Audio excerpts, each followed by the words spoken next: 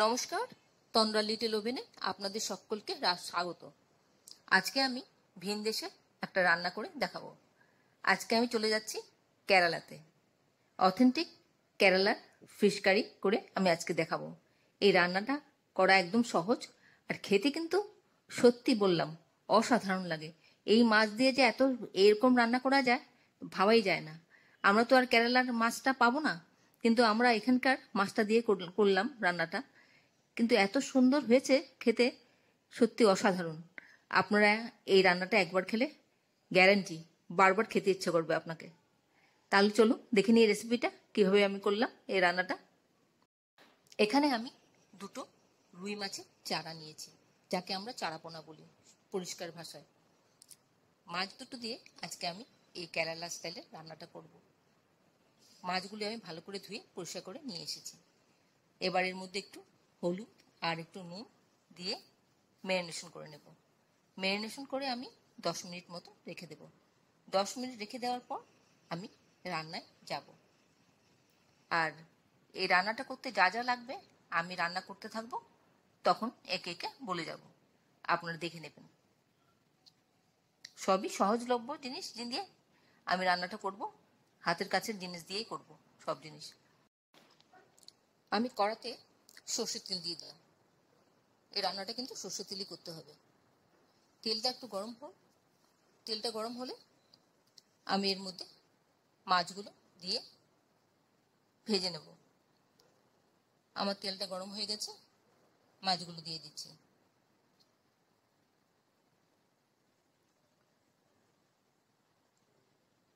মাছগুলো লাল লাল করে ভেজে আমি তুলে নেব।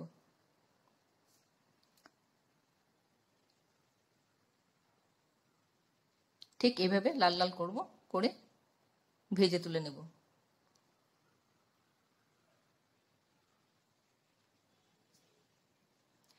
আপনারা কে কোথা থেকে আমার এই রেসিপিটা দেখছেন প্লিজ একটু কমেন্ট বক্সে কমেন্ট করবেন, আমার তাহলে খুব ভালো লাগবে। আর নতুন কোনো বন্ধু প্রথমবার আমার চ্যানেলটাকে দেখে থাকলে আপনাকে একটা বিগ হাগ জানাচ্ছি। চ্যানেলটাকে সাবস্ক্রাইব করে নেওয়ার জন্য অনুরোধ রইল। পাশে বেল আইকনটা অ্যাক্টিভেট করে নেবেন, যাতে পরবর্তী আমার সমস্ত রেসিপির নোটিফিকেশন সবার আগে আপনার কাছে এসে পৌঁছয়।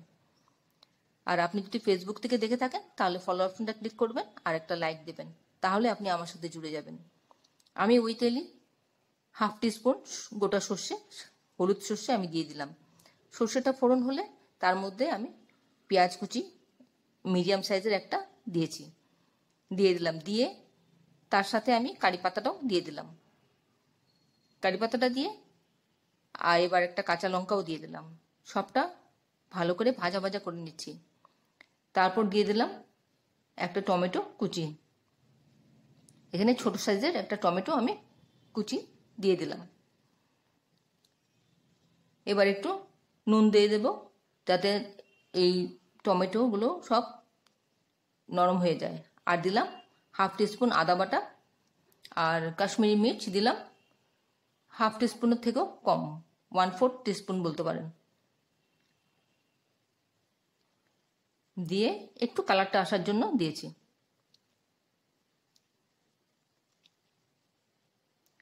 এবার দিয়ে দিলাম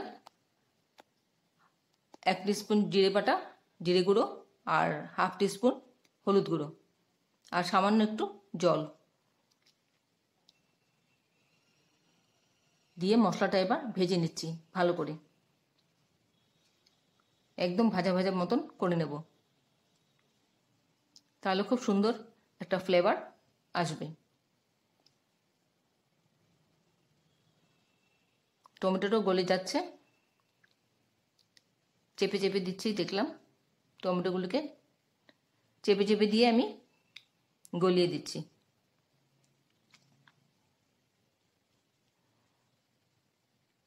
মশলাটা পুরো ভাজা ভাজা করে নেব। এবার এর মধ্যে আমি 1 টিস্পুন টমেটো সস দিলাম, কারণ ওরা তো টক খায়। ওরা টমেটো খুব দিয়েছিল ওদের রান্নাটাতে। আমি যে রান্নাটা দেখে রান্নাটা করছি আজকে। তারপর সামান্য একটু জল দিয়ে দিলাম, 1/4 কাপ। এই রান্নাটা কিন্তু একটু মাখো মাখো হবে।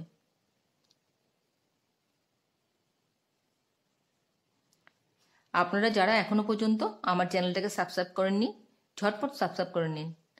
আপনাদেরকে আমাদের মাঝে দেখতে পেলে আমাদের খুব ভালো লাগবে।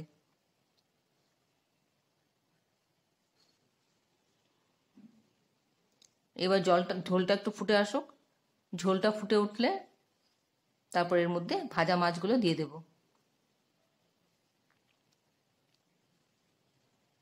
ভাজা মাছগুলো দিয়ে এপিট উপিট একটু উল্টে পাল্টে নেব, যাতে মশলাটা সব দিকে লেগে যায় আর ফ্লেভারটাও অ্যাড হয়।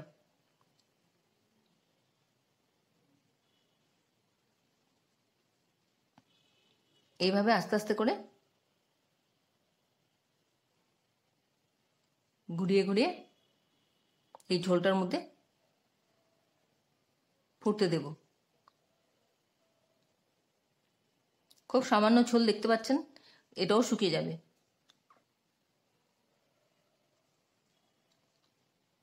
একদম সহজ রান্না, যে কেউ পারবে করতে। খুব সহজ ইনগ্রিডিয়েন্টস, সবার বাড়িতে মোটামুটি থাকে এইসব, সব যা আমি দিলাম।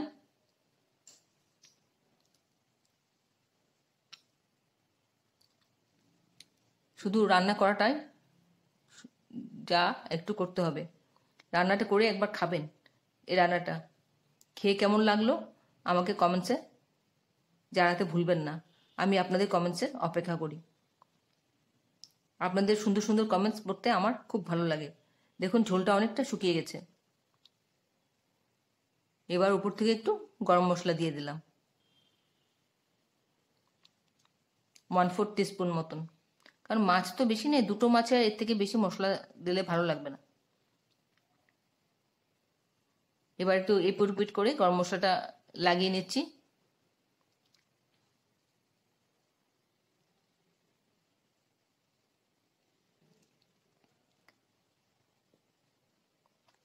আমার রান্নাটা মোটামুটি হয়েই এসেছে।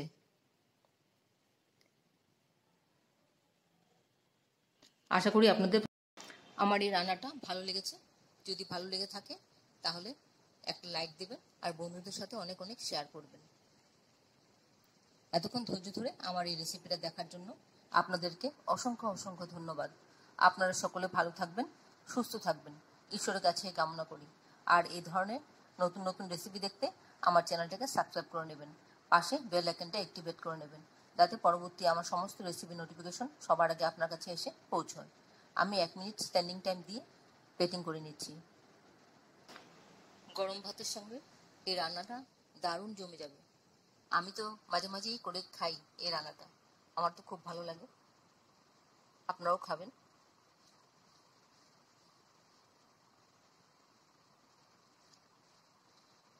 কত সুন্দর লাগছে দেখতে।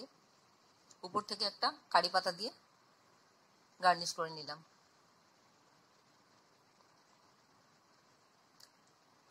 আপনাদের যদি কোনো প্রশ্ন থাকে আমার এই রেসিপি সম্পর্কে কমেন্টসে জানিয়ে দেবেন, আমি আপনাদের প্রশ্নের উত্তর জানিয়ে দেব। রোজ দিনকার একঘেয়ে রান্না না খেয়ে মাঝে মাঝে একটু ভিন দেশের রান্নাগুলি খেতে বেশ ভালোই লাগে। আমার তো বেশ ভালো লাগে। এখন আপনাদের কেমন লাগে তা তো জানি না, কিন্তু আমার তো বেশ লাগে। তাহলে ভিডিওটা আজকে এখানে শেষ করছি। আবার দেখা হবে আপনাদের সাথে পরবর্তী অন্য কোনো এক রেসিপিতে।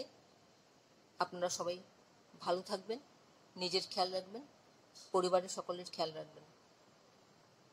আসি বন্ধু, নমস্কার।